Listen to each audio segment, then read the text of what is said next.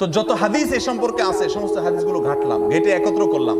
খাইরুকুম, খিয়ারুকুম, আহসানুকুম, আহাব্বুকুম ইলাল্লাহ ইনদাল্লাহ, এরকম যত হাদিস আছে সবগুলোকে একসাথে করে দেখলাম যে কোন মানুষটা আল্লাহর কাছে সবচেয়ে প্রিয়।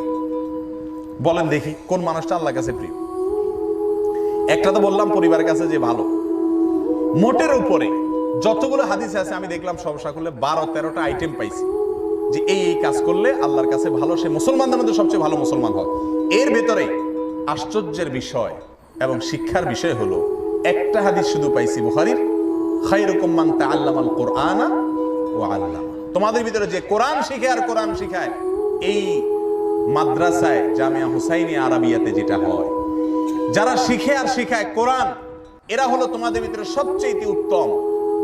এছাড়া বাকি 11-12টা যে হাদিস আছে যার ভিতরে তোমাদের ভিতরে সবচেয়ে উত্তম, সবচেয়ে ভালো মানুষ, সবচেয়ে নেক মানুষ, আল্লাহর কাছে সবচেয়ে প্রিয় মানুষ আছে, এই সবগুলোর খোলাসা কথা একটাই, সেটা হলো যে ব্যক্তির আচার আচরণ ব্যবহার আখলাক, মানুষের হক আদায় করা, এই বিষয়ে যে ব্যক্তি সবচাইতে ভালো, এই লোকটা হলো আল্লাহর কাছে সবচাইতে প্রিয় আর মুসলমানদের মধ্যে সবচাইতে উত্তম মুসলমান। এখানে যে নবী সাল্লাল্লাহু আলাইহি ওয়াসাল্লাম বলছেন খায়রুকুম আহসানুকুম আহসানুকুম কাদা, বুখারীর হাদিস। তোমাদের ভিতরে সবচেয়ে ভালো মানুষকে জানতে চাও, মনে রাখবা লম্বা টুপি আর লম্বা দাড়ি রাখছে, নিঃসন্দেহে এটা ভালো মানুষের মার্কা, কিন্তু আসল ভালো মানুষের মার্কা সেটা না। কোনটা? আহসানুকুম কাদা, আহসানুকুম আহসানুকুম কাদা। তোমাদের ভিতরে সবচেয়ে ভালো মানুষ সে যে লেনদেন করলে, টাকা পয়সা হাওলাত নিলে, বাকি নিলে পরিশোধ করার সময় ভালো মানুষের পরিচয় দেয়, যে ওয়াদা করে তীর বরাবর সে ওয়াদা রক্ষা করে, কোনো মানুষের হক নষ্ট করে না, এ হলো তোমাদের মধ্যে সবচাইতে ভালো মানুষ। অনেক ভালো মানুষ আছে না, নামাজ পড়ে ভালো মানুষ কিন্তু মানুষের হক নষ্ট করে, এরকম ভালো মানুষ দেখছেন না আপনারা?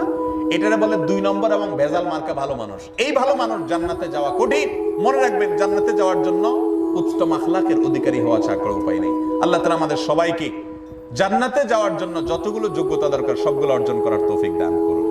প্রিয় ভাইরা আমার, আপনাদেরকে কিচা কাহিনী দিয়া খুব রসাত্মক ওয়াজ করে আমি খুব হাসায়া কাঁদায়া আপনাদের কাট করে দিতে পারতাম, সেটা আমার জানা আছে, কিন্তু কাটা কাটা কিছু কথা বললাম যাতে আমাদের জীবনে একটু হইলেও উপকার আসে।